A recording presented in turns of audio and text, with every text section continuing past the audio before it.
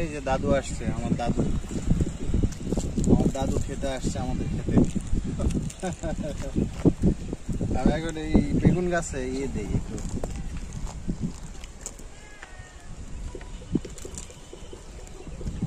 যে সবজি ক্ষেত আছে সেখানে আসছি।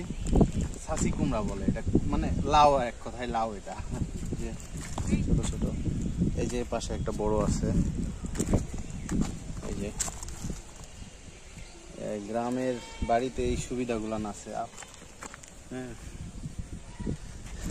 সব মরিচ গাছ, পাশে মরিচ গাছ, এগুলো বেগুন। এগুলোতে হচ্ছে মূলত হরমোন দিতে হবে, আর একটু হরমোন দেওয়ার পরে তারপরে বেগুনগুলো আসবে, ছড়ায় আছে। এগুলো সব লাউ, এটা পুরোটাই লাউ। এইটা আলাদা, এই লাউটা আলাদা জাতের। আরো দেখায় আপনাদের। এই যে এটা মিষ্টি কুমড়া, এগুলো মেটে লাউ, তবে মেটে মিষ্টি কুমড়াটা। আর এইটা হচ্ছে পেঁপে, এপাশে পেঁপে আরো আছে।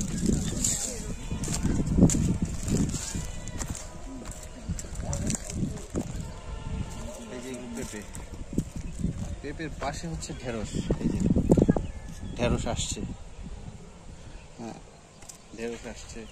এই লেবু, এই লেবুটা পাতি লেবু, গোল লেবু যেটা, সেটা। এই লেবুটা খুব মজা হয়, আর ছোট, একদম ছোট হয় কিন্তু অনেক রস। এখানে লাল শাক দেওয়া হয়েছে, কিন্তু এখনো ভালো হয় নাই, বৃষ্টি কম হচ্ছে যার জন্য এরকম হচ্ছে। এখানে একটা পেঁপের গাছ, আর এগুলো হচ্ছে সব মিষ্টি কুমড়া, মেটে মিষ্টি কুমড়া।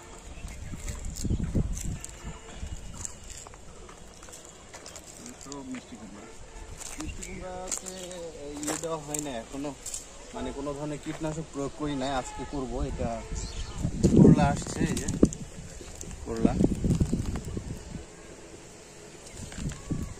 এছাড়াও এই পাশে লাউ গাছ আছে।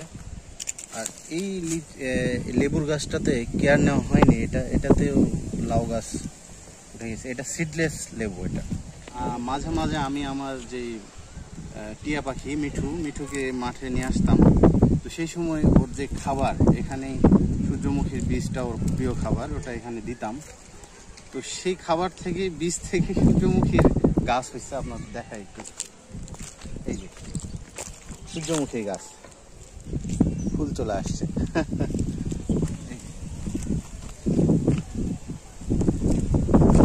মেটে কুমড়া এটা। এখানে 12 মাসা সরজিনা আছে। তারপরে আরো তেজপাতার গাছ, তেজপাতার গাছটা একটু হয়েছে। এপাশে এই যে পটলের গাছ, এখানে এই যে এটা পটলের গাছ। পটলের গাছটা একটু প্রবলেম, এগুলো একটু কেয়ার নিতে হবে। অনেক ঘাস হয়েছে। বিশাল সাইজের একটা লাউ আছে এখানে, দেখা আপনাদের। এই যে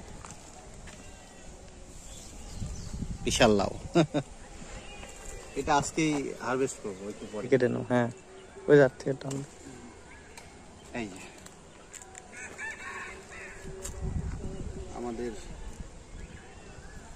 ক্ষেতের লাউ, একদম কচি লাউ। আরো আছে, অনেক আছে, আপনাদের পর্যায়ক্রমে দেখাবো ইনশাল্লাহ।